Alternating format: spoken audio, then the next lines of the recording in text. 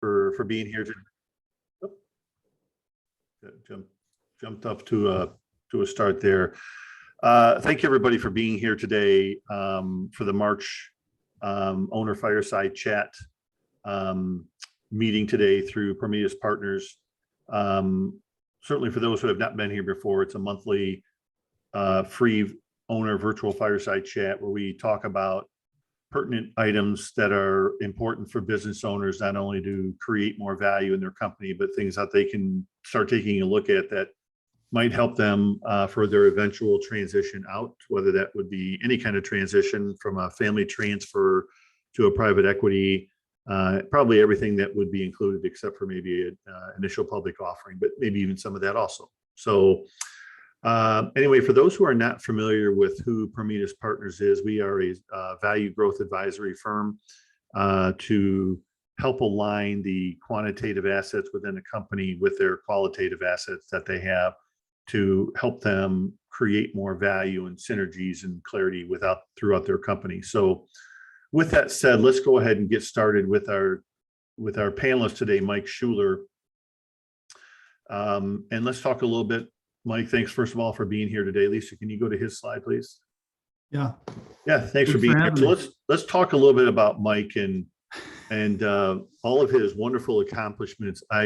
I can honestly say, Mike, you are the first PhD that I'm going to be having a conversation with. So thank you so much for, I don't know if I should say lowering your standards, but at least being here today. So I really appreciate it. Thank you. Anyway, I think it's great to have somebody with your knowledge, experience, certainly education, and certainly talking about, organizational behavior and especially leadership and its impact on a company, right? I think everybody here can see Mike's resume. Great that you went to Aquinas College, great institution. And I think it's wonderful. Thanks. So thanks again for being here. Really, really do appreciate it. I've always enjoyed chatting with you the few times that we have talked and look forward to our conversation today. So it's really nice to be here. Thanks for having me. No worries. So let everybody know who is listening today that there is a chat box down at the bottom of your meeting. And this meeting is for all of you also. So you feel free to ask questions, just type them in the chat box. And I have it up on my other screen. So I'll see the questions or comments you have, and we'll certainly bring them into the conversation. So let's go to the next slide, Lisa. Let's talk about leadership. Let's talk about leadership teams. Some of the things that we're going to talk about, some of the takeaways from today are certainly how does your leadership team impact the rest of your team? How can you modify your style to meet the needs of the team? And then why does psychological safety increase your engagement? So those are some big areas that we're going to talk about today. But I want to start off today, Mike, do we want to do the survey first before I get too far ahead, or we can do that later, Lisa? The poll question. I think we have a poll question we want to just try to get an answer to. She wants to pull that up and maybe everybody take an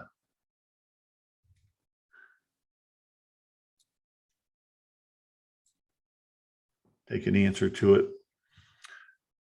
You want me to answer? If you would like. I know what your answer is. It's like an open book question, right?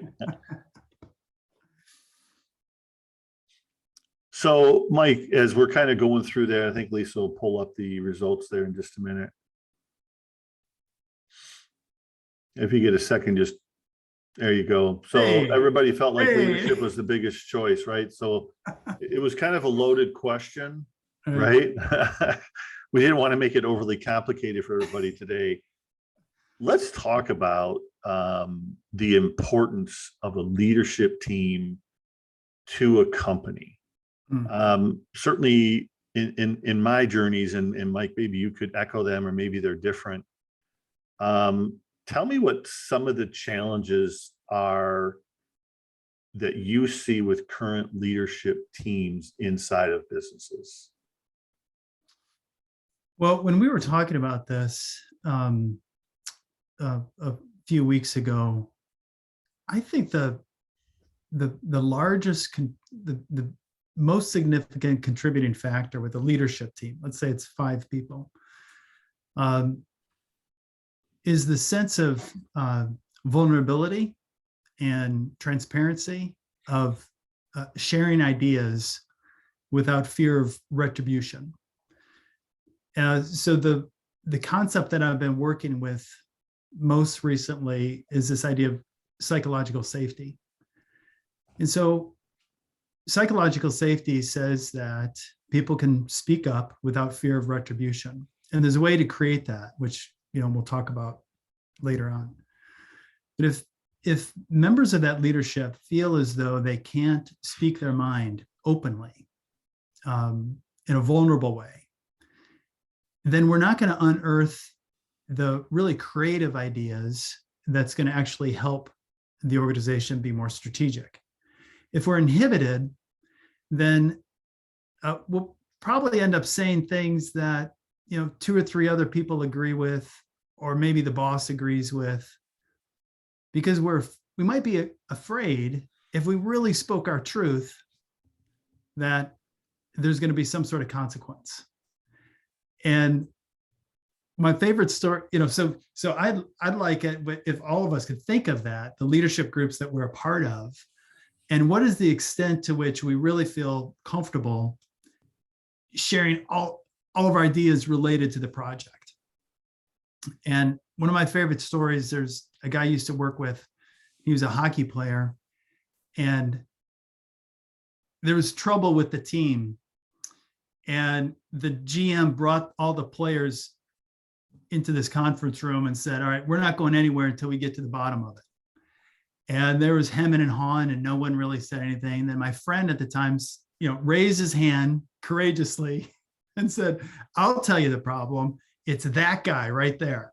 And he pointed to the head coach. So that was his moment to, speak freely. And he really took a risk. And the way he tells the story, the next week he was on a bus to Manitoba, junior minor league. So there is a real consequence to speaking up. Mm-hmm. But when we find ourselves on teams where we can speak openly, any little nuanced idea that we might have reservations for, or, someone said something that, we really want to support. If we're inhibited to say those things, then the team isn't going to receive the full intellect and the full idea to help the organization move forward. Yeah, so, I think that's great. What a great point. I find that sometimes a lot, with leadership teams is many times I just find that the expectations are not clear of what it means to be on the leadership team.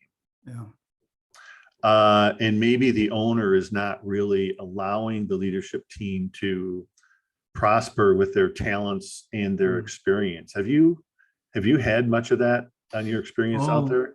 Yeah, I like how you phrase that.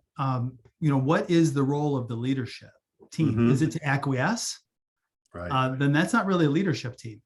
When we see that, then they're just pawns managing a part of the project.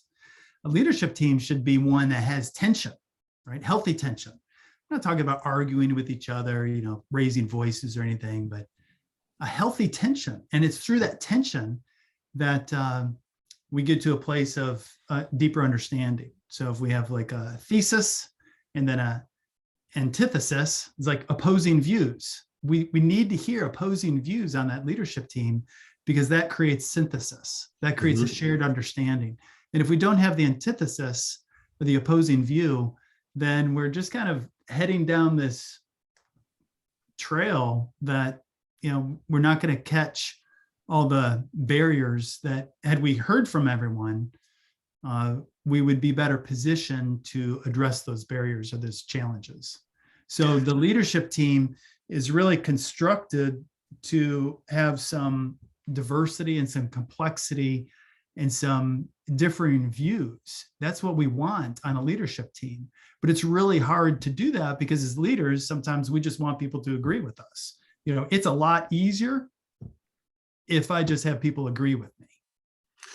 That is, I think that's so accurate. It takes longer to process all these different points and conversations, and we find ourselves sometimes regurgitating some ideas. But if we don't have that complexity or diversity in ideas, then we're monolithic. We're short-sighted. Mm-hmm. So I think that's something that when I'm doing the work, and you all look for those opposing views and try and create the conditions where people feel comfortable sharing their ideas. Yeah, that's a big one, because you really have to, I think to your a word that you mentioned earlier was vulnerability, right? Mm-hmm. And vulnerability carries a lot of different things about being vulnerable. It's, certainly depending on who you are as an individual and, kind of how you process information, I think can really hinder some people out of just certain pride and stubbornness and fear of Mm-hmm. not really being overly vulnerable, that, hey, I'm having a challenge with this. Right. Right. I was working with a group That's great. with that a really good leadership team. They're a young leadership team, but they're very dynamic and they're moving forward. And one of the gentlemen, he just could not do an Excel spreadsheet, which I certainly can understand that, right? And he was in operations and he needed to have this dynamic spreadsheet. And he actually went to one of his leaders and asked them if they would help him pull this together, because he needed to get it done. And they actually designed it for him. And that, to me, that is a sign of vulnerability of, hey, I need your help, and we're on the same team. And I think your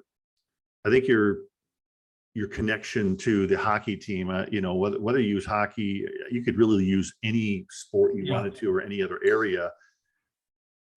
Building a team and being on leadership is a team effort. It's not individual silos.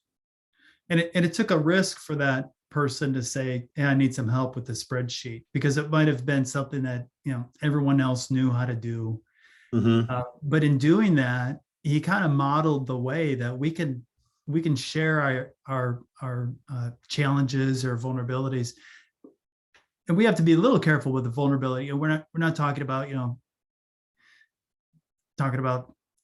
childhood trauma. We're just talking about, here's a task that I'm struggling with. And what we find also is, as soon as one person says that, this is a challenge to me. And that sometimes that's enough of an opening for the other people to say, actually, I'm glad you brought that up, because I'm hesitant with this approach as well. Or here's where I'm struggling.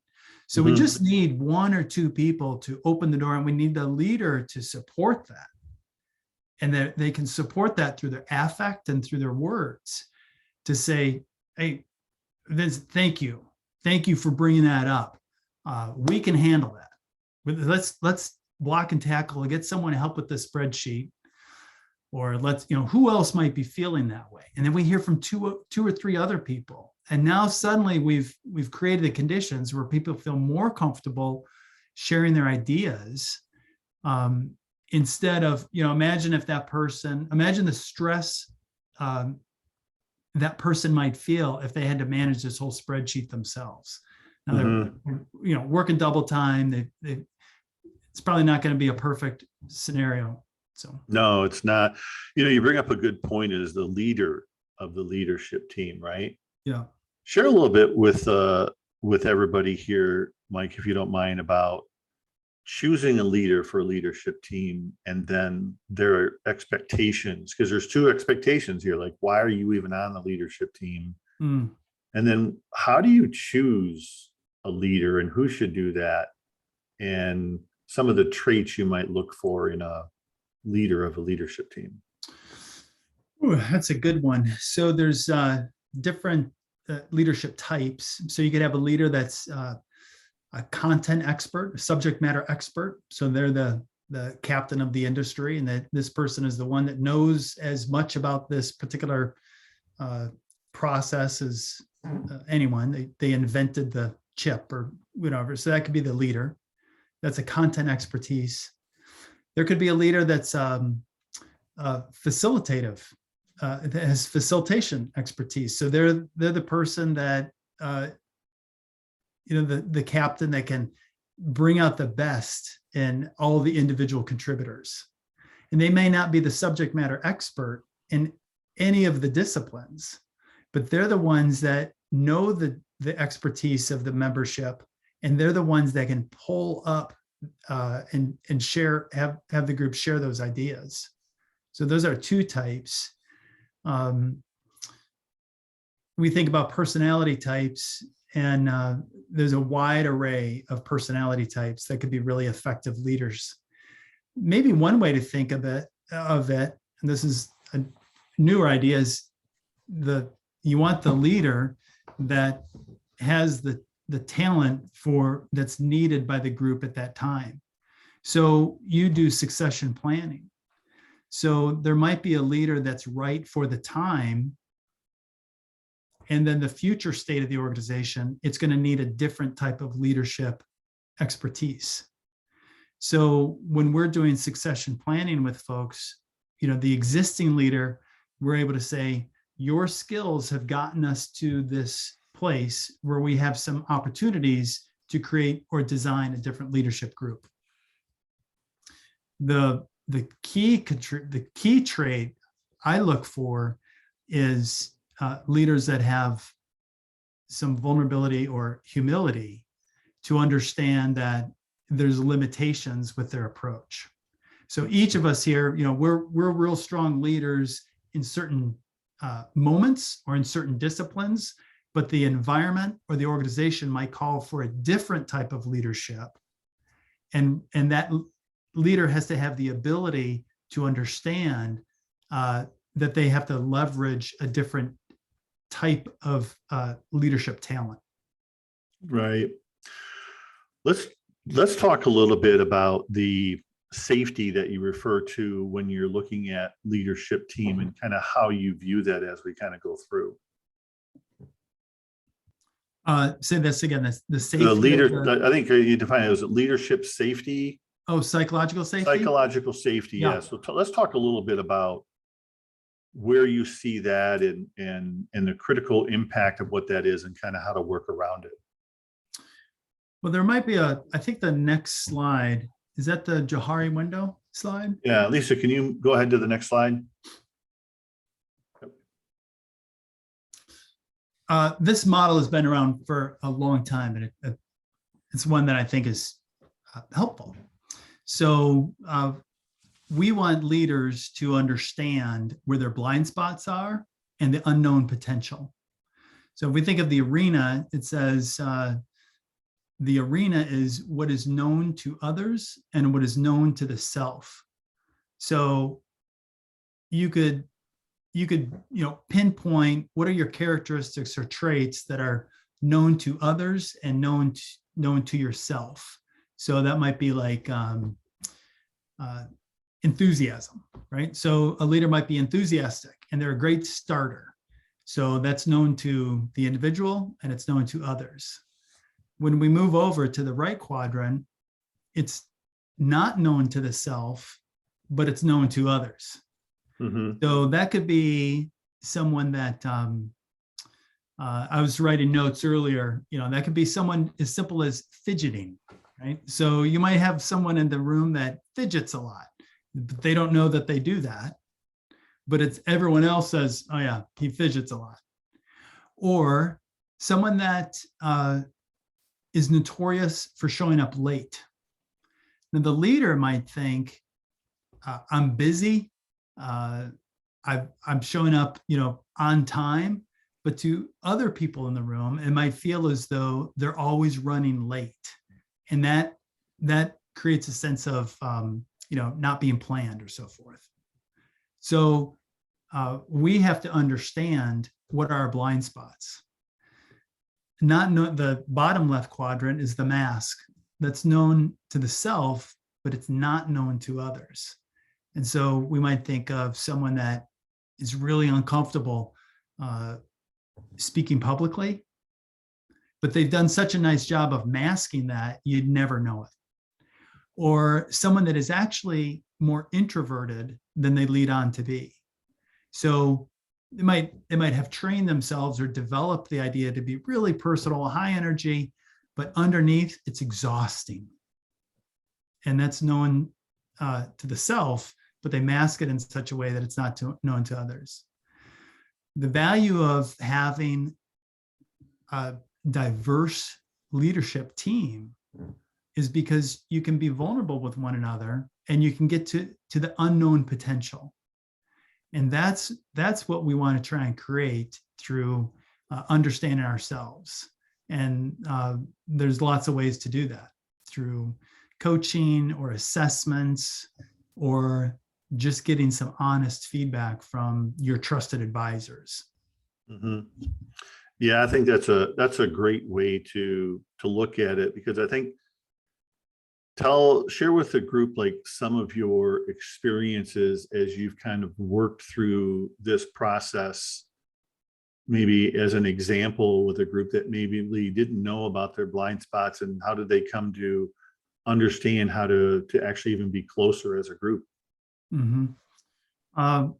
One of the activities that we do is it's called a stakeholder value exchange. And we have two people on the leadership team, for instance, that share with one another through facilitation. So it's not just a totally open conversation, but we'd sit with them and say, what are some things you really appreciate about working with this person? And they share that information back and forth. And what are some things that are difficult about working with this person? And they share this information back and forth. And we create the conditions where it's done in a non-threatening way, where we're just sharing information. And in that exchange of information, it becomes very revealing that some blind spots that need to be made known to the individual that's doing the speaking and the reflection. One of the guys I'm working with, he's a terrifically, you would never know it, but he shared with me recently that he's, a real sense of low confidence. And I thought, how could this be? This is one of the most confident people I've worked with. But in the corners of his mind, he feels as though he's not particularly confident. Mm-hmm. And so that's something that he told me after about a year of working with him. And so it took a long time to build that trust so that he could share that. And now we have something to work with. What would it, how does one create more confidence? And so we develop a plan to do that. Yeah, I imagine that ended up working out really well for him and his team, right? And yeah, because if there's a sense of low confidence, then what do we do? When any of us are low in confidence, what do? We compensate for that. So that's where it gets dangerous, right? We talk more often than we need to. If we're not confident, then we keep our mouth shut. We overcompensate by trying to, leverage our opinion with the rest of the group. But when we have a deeper sense of what we really contribute to the team, then we don't have to overcompensate for things. We can just be ourselves. Mm-hmm. And when we were talking earlier about this, what are some of the trends, not to take us off topic, but to anchor the idea? It's because in companies right now, we're dealing with so much turnover. So it's important that people feel connected and themselves, their best sense of self, so that we increase engagement and decrease turnover. So we know all about the Great Resignation or people exiting, but there's plenty of places where people want to stay in organizations because they feel connected to the organization. They're only going to feel connected and engaged when they feel like they can be their full self, their true self, right? That's mm-hmm. what we want. We want people being their absolute best when they show up to work. And that's a how do we do that? Feel like, I'm sorry. I was just thinking. I was just making comments like, and then how do we do that? Because I think your point about, that there's something beyond just the paycheck, right? People want to have a purpose when they're at work. right? And Right. when you mentioned the Great Resignation, it's interesting because I read an article about that this morning that I think 70% of the people that move to another company regret making the move. Yeah.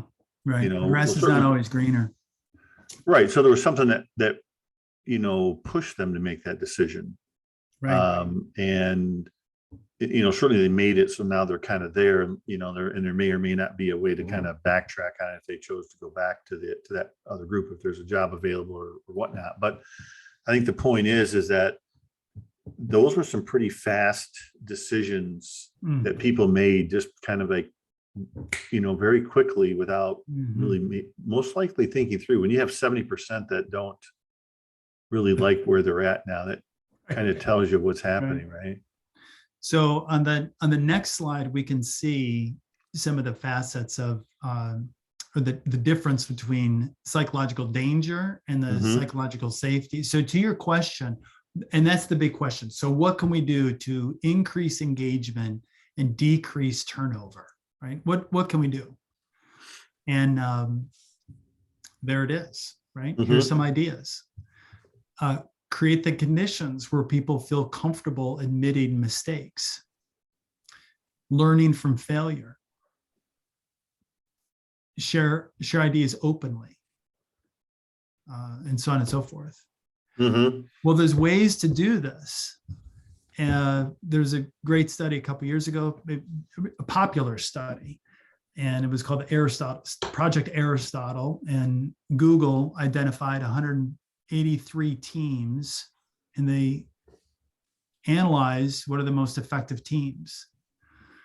And it was not the teams that had the highest talent or the most senior executives or the smartest persons.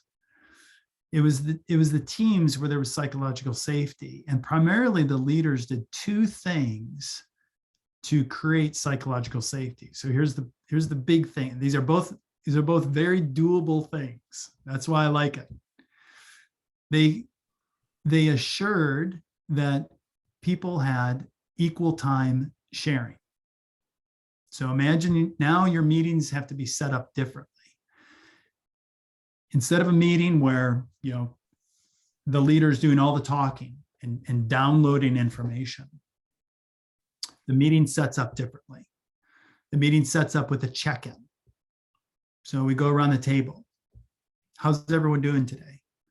They take just a few minutes. What's on your mind? What are you bringing to this meeting today? And we hear things like, well, my dog's sick, or I had a crummy weekend, or I'm really excited about a concert I'm going to next Tuesday. We get a sense of who's in the room, who is showing up.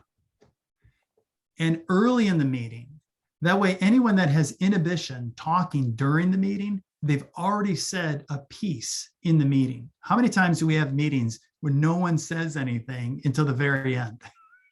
There's 2 or 3 people presenting on the agenda, and we run through 52 minutes, and then the leader says, so anyone have anything else for us? Well, at that point, Jim probably isn't going to say anything because everyone's looking at their watch and saying, well, I don't want to bring this up. We've only got 4 minutes left. So now Jim has sat there for 54 minutes and he hasn't said anything. So by structuring our meetings differently to assure that everyone gets a chance to check in, or everyone has a chance to weigh in on a particular topic, that's a great way to create the conditions where people start feeling more and more comfortable sharing ideas. So then when we get to really difficult substantive topics, people are more comfortable. They have a roadmap for how they can share ideas. So that's one example of how we can do it. Just set your meetings up differently. And the second characteristic is empathy. Empathy is also something that's teachable and learnable. Regrettably, empathy takes a long time, right? Because we're just going to, in order to create empathy, we have to actually sit and listen to someone. We have to suspend the things that we wanted to talk about and ask and be present with someone else. Well, if someone feels like they're connected to, and they feel like the other is present and committed to them, then they're going to feel a lot more engagement with the organization. So these two things, according to the study,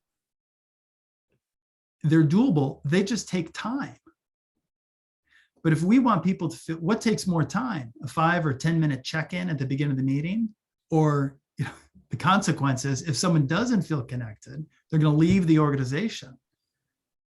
And there's a price tag on people leaving the organization, right? It's a hefty price tag. We also know that, maybe 10, 20, 23% of people ought to leave the organization. I'm okay with that. But when it gets to 30 and 40%, that's a great cost to the organization.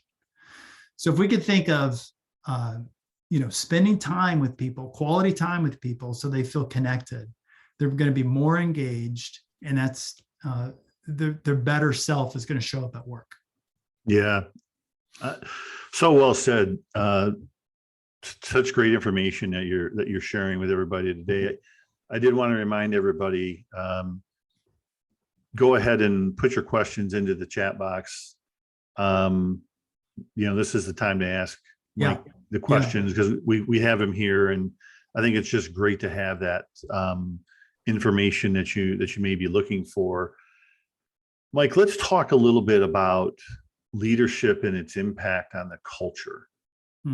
Right. So when you're talking about psychological safety, and if we take a look at this graph here, right?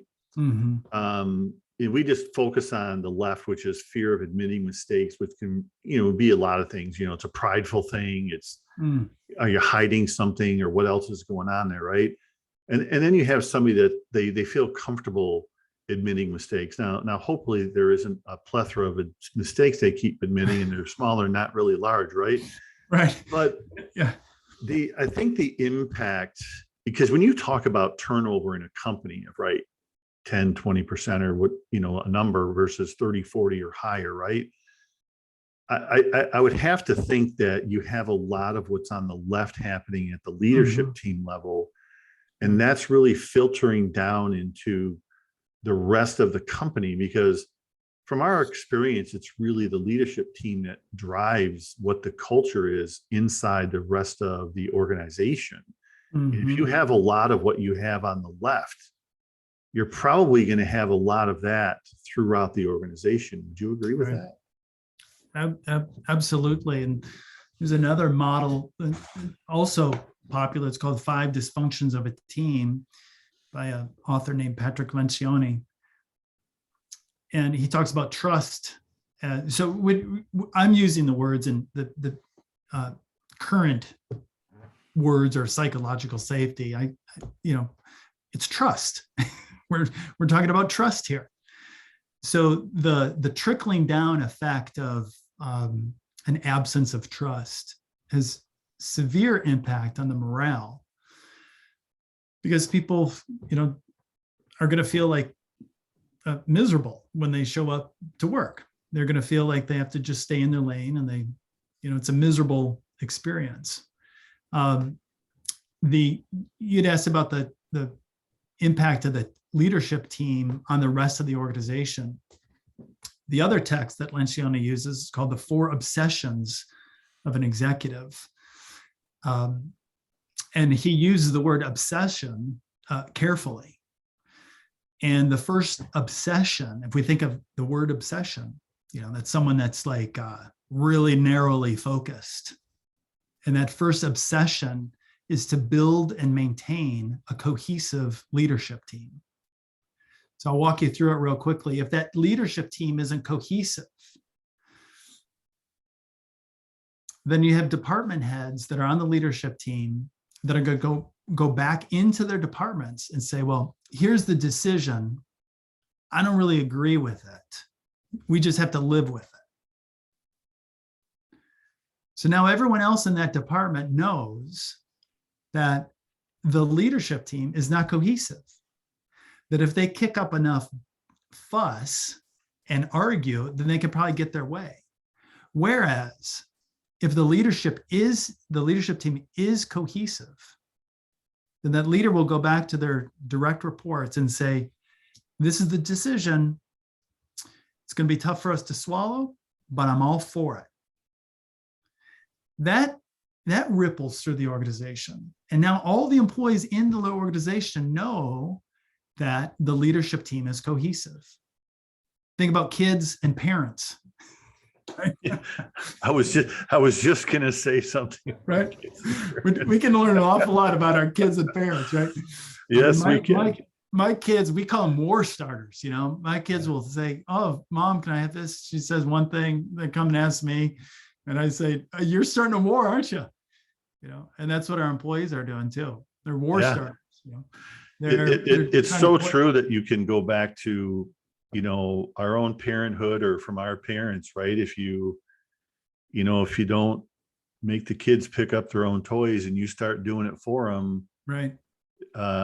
It is going to be very challenging for you to get them to pick up those toys. And then it starts from there. So it starts just with the simple thing as toys, but then they outgrow the toys, or at least those toys, and then they get into bigger toys, right? And it's how do you deal with all the other things when they get let's just say a little bit more serious in adulthood, and how do you handle that? And the same thing is with employees, is in people. It's like, there has to be some expectations about what's really going on, and how can they really move forward. And I think it's really interesting when you take a look at Patrick's philosophy of, I think he renamed it as the 5 behaviors of a cohesive team. I don't know if the dysfunctional piece maybe he just maybe wanted to go in a little bit different direction, but I read his book a couple of times and used a lot of his readings as discussions, as kind of a foundation to move things forward. And as he says, and as you have up here, psychological safety is trust. And I think when you take a look at it in any of those avenues, if the leadership team does not have that vulnerability-based trust, then that's to me, that just seems like almost like a broken unit that you have to really spend some time, because you can't fix this in a week or a month. This takes a lot of time. And some people are not equipped to do it. So to your first question, what's the construct of a great leadership team? It's a willingness to lead the organization in these ways, right? And some people are not ready or able to do this. They don't have the emotional maturity to do the things on the right, and they're not ready for it. So then we have to, I like coaching people. I believe in people, but sometimes I understand that we don't have the right people in the room to lead this organization. So we create off ramps. That's a nice way to put it, a nice, smooth, quick off ramp, right? A little off ramp. But there's ways to do it that are loving and respectful. But I do think also, that the group, you have to kind of find, does that even exist, that you have to create that off ramp, and then how do you handle that off ramp? Because that can have a lasting impact also. Correct, because other people are watching, and they think, they got rid of so and so. That's because these certain behaviors. So the organization has to be really careful and thoughtful about how they exit employees. I think that's really, really important. I've got a comment question here, Mike, that I want to go through. One of the listeners had put up, he says, a major challenge in getting all members of the management team to participate at equivalent levels. A strong leader / a facilitator must make sure the discussions are always balanced, as the more flamboyant managers have a tendency to want to be in the spotlight, and the quieter type in many cases choose not to push to engage at the same level. So I'm gonna go back to you. I want you to kind of comment on this to our listeners. I do want to comment. So there are some things that you can do here in understanding whether it's a DISC style or kind of understanding who are the kind of the introverts and who are the extroverts. And you can kind of do some coaching through there as to how that works out. And then I think some of your comments about maybe having some stuff first thing in the meeting to kind of go, hey, what Mhm. happened over the weekend or what happened yesterday? It was great, and just kind of talk about it. So would you like to comment on that at all, or? But I like how this is written. Yeah. The flamboyant. Thanks, There's Harry. those of us that are really comfortable gabbing. We have to recognize that, for every moment that I'm speaking, I'm not leaving room for someone else to speak. And so the leader would have to get comfortable with quiet. They'd have to get comfortable with creating a space where maybe people aren't chipping in or chiming in, right? Mm-hmm. So you hold the room. That leader has to hold the room, hold the pause, and circle back to people. That leader has to really manage what's happening in that room, because and when I said equal time talking, it doesn't mean that everyone gets 5 minutes in the meeting.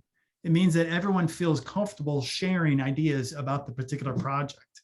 It could be before, during, or after the meeting, but they have to have a vehicle that they feel comfortable sharing fully about the project. But in this polarity here, that leader has to tune in to, one, how much they're speaking, and two, how much other people are speaking in the room. And they have to have the strength to kind of tamper that person that's more flamboyant. They have to tamper that person down. Yeah, that's always important. I think in addition to that is it could be potentially in reverse, because you could have. Yeah, I want to address Amy's question and comment here in just a minute, but I wanted to just touch one more on Harry's, in the sense is that you could have a bunch of I'll just say really chatty people at the table, or a lot of more introverted people that are really quiet, because then you really don't get anything out of them. Right. So there could be almost like there's a couple of ways that could really be approached. So Amy had mentioned when we do just quickly, when we do like a team assessment, so there's individual assessments in the coaching process that they'll get individual feedback, and then that's aggregated for a team assessment. So we can see the strengths of the team, and then we can show, and there's lots of instruments that do this. Then we can show, this is a group that is really chatty. How do you make sure that you're chatting about the right stuff? Because those chatters can stay at a pretty superficial level. Whereas the deeper thinkers that may not talk as much, how do you engage that flamboyant or chatty group with deeper ideas? And how do you make sure that the people that are less comfortable talking, speak up more for the group conversation? And a team report can show that. Yeah. And using that as a discussion piece to kind of help them, I would think, get a good understanding of how can they utilize that when they're having their meetings, right? Right. Amy's got a question. Is we used to provide information in advance to ensure those leaders who were more introverted were able to gather their thoughts and contributions prior to the discussions. I think that can work out really good, Amy. I think it, as long as they have the time to do that, right? It's a lot of time, maybe about the time, right? If they're, I'm familiar with DISC or other assessments that, if you have more of an introvert person, it's like, well, how do we get them data ahead of time so that when we get to the meeting, they can make a decision and move through it, right? I think it's a great, the lens that we're trying to work through here is analyze the team, and there's lots of good ideas to make sure we're hearing from everyone. That's another one. Susan Cain is a great resource. Oh my gosh, that's wonderful. She's the best. Amy. So if we bring the lens that our teams need to feel psychologically safe or have a high degree of trust, or, insert your word that you're most comfortable with. If that's the lens, we want to make sure that we have a diverse team when we're hearing all these different ideas. If that's the measure, then here we're seeing some good ideas about how to create that. Send the meeting notes ahead of time, send the agenda ahead of time, ask for comments ahead of time, follow up with people, individually or collectively after the meeting. So those are great ideas. Yeah. Yeah. I think that is great. Yeah, this is Susan Kane is terrific. That's great. Good. Thank good you, Amy. reference. Really appreciate Excellent. that. Thanks Yeah, for that's sharing and excellent. bringing that. You know, these are great opportunities for, I think, all of us to really just kind of learn. You know, it's really important, you know, to have really great top performing leadership teams, especially I think at any point, but for right now, when you take a look at the economies of scale and you take a look at what's happening around the world right now, Yeah. it's always been important. And we are going to potentially be facing some fairly significant economic challenges as we move forward, even before we met today.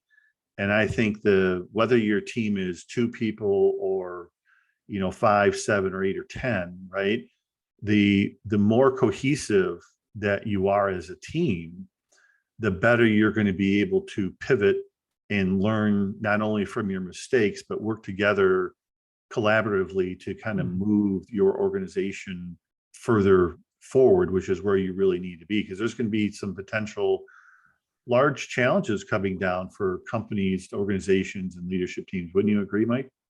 Oh, yeah. And the first poll question, it was a bit of a softball. Yeah.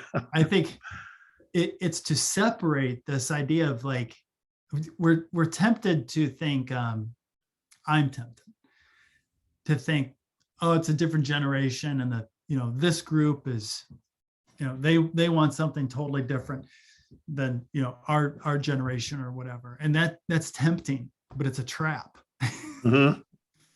Because the research is contradictory to the charts and graphs we see about what these different generations want. Because people are people; they want the same thing. They want this feeling of connectivity. So it's not the individual contributors that make a huge difference. It's the leader's ability to do the things that we're talking about here, and the environmental factors. True, those are huge considerations, but there's lots of teams and organizations that are successful through this transition. In every era, they're successful, and I think the argument is because they have a leadership group that is espousing to these types of ideas, right? They're adaptable, they're changing, they're understanding what their employees need, and they're creating the conditions where the employees can feel engaged. I think that's really, really important. And I think the you know, certainly the better that all of those get together, right? Yeah. Is in, you know, how much, you know, how close they could become together. You know, when you talk about vulnerability, I know you mentioned something, you know, this isn't, you know, this is vulnerable could mean a lot of things to a lot of people, but this is just about how do you work together as a team and in offsetting each other's weaknesses, right? Because that's really what they are. Being vulnerable is kind of exposing a few of your weaknesses from a work environment, right? And certainly some of it may come to, and hopefully it doesn't come to, where you have some horrible childhood experiences, but you know, you just somehow it's also maybe a way to deal with things. But I think as a group, I think that's really good to try to get a little bit more vulnerable. Rich has a comment here: trust, respect, and vulnerability within the leadership team and push down as well can help lead to healthy discussions, including healthy conflict. People tend to avoid conflict, but healthy conflict can lead to good decisions and better decisions making. I think that's great, Rich. I think that's a great point. It's just really, you know, I think to your point at the beginning, Mike, is you want some conflict, right? You want to have some pushback. We don't need derogatory yelling and demeaning in a conversation, but you know, some healthy conversations as a leadership team that is, I think, engaged with each other and kind of, I'll use the word freewheeling, talking about strategies and ideas and how do we make this come together, right? So they're the ones that are taking the ball down the field, and each one of them, in a sense, each one of them will be playing a different position almost for each down that they have as they keep going down the field. Mm. Because the role, I would think, would change potentially from time to time, right? Right. I love this idea of, we're conflict avoidant, aren't we? Because it's so disruptive. Yeah. But those of us that, are in good, trusting relationships, conflict is when I'm working with groups for a really long time, I end up coming to this phrase. So we just got to know each other. But I'll use the word love. Mhm. Right?